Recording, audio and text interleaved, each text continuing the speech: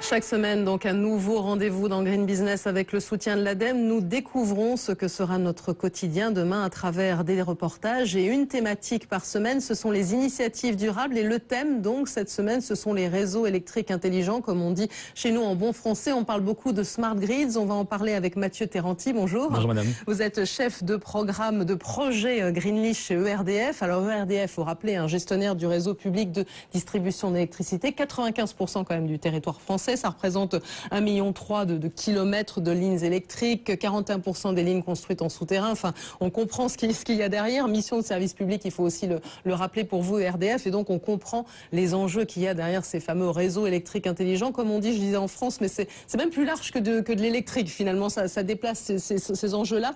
Pour vous, c'était vraiment incontournable d'être présent sur cette problématique-là? Alors, vous avez effectivement bien résumé la situation. ERDF, entreprise de service public en charge des réseaux de distribution, donc les réseaux 20 000 volts et basse tension qui alimentent les villes, les départements français sur 95% du territoire.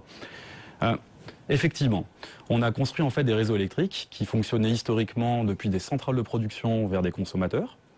Et avec en fait l'intégration de nouveaux usages de l'électricité, notamment des productions décentralisées, des productions d'énergie renouvelable, type photovoltaïque, éolienne, avec finalement des mutations en lien avec les nouveaux usages de l'électricité. On pense aux véhicules électriques, on pense aux nouvelles technologies comme le comptoir communicant Linky. On est en train de vivre une véritable révolution, une révolution technologique autour de ce qu'on appelle les réseaux électriques intelligents.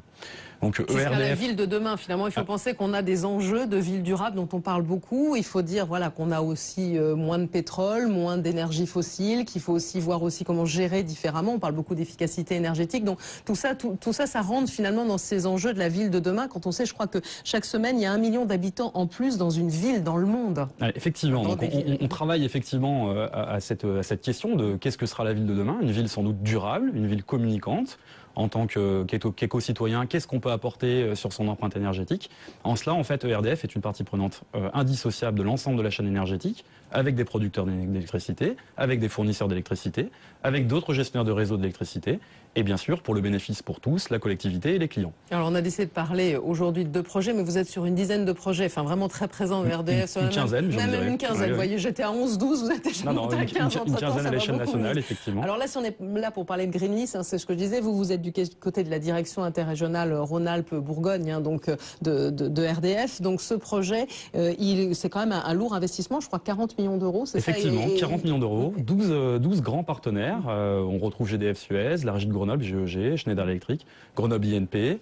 On retrouve Alto Sword Grid, Alstom Grid, RTE, le CNRS, l'EPI, le CEA. On retrouve des associations qui représentent le tissu plus local, ESPUL, RA2E.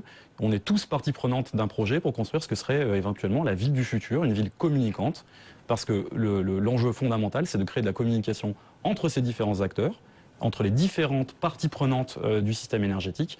Et ces projets, en fait, peuvent se monter qu'avec un grand partenariat, un partenariat public, un partenariat privé, avec des collectivités locales qui sont en fait les principales parties prenantes aussi de la ville du futur pour les citoyens que nous sommes. Donc là, l'idée, c'est de mettre en place un démonstrateur, c'est ça? Alors effectivement, ce qu'on appelle un démonstrateur, c'est un pilote industriel, un pilote technologique, qui a pour but de lever un certain nombre de barrières, qui soient des barrières technologiques, sociétales, des barrières industrielles, pour préfigurer ce que pourrait être la ville du futur avec des technologies nouvelles pour le bénéfice de tous. On va essayer de comprendre un peu plus concrètement comment ça se passe, où vous en êtes, quels sont les enjeux, mais il y a aussi un autre projet sur lequel ERDF est impliqué en ce moment, c'est Ventea. Alors ça se passe du côté de l'Aube, voilà, oui. de Troyes dans l'Aube. Alors là, on est dans l'énergie éolienne, dont on a déjà parlé dans Green Business et dans le cadre de ces initiatives durables, mais là, c'est vraiment, on est sur du terrestre, et on essaye un petit peu de voir comment intégrer efficacement, on va dire, l'énergie éolienne dans les réseaux électriques à travers aussi un démonstrateur. On va suivre ça à travers un reportage de Julien.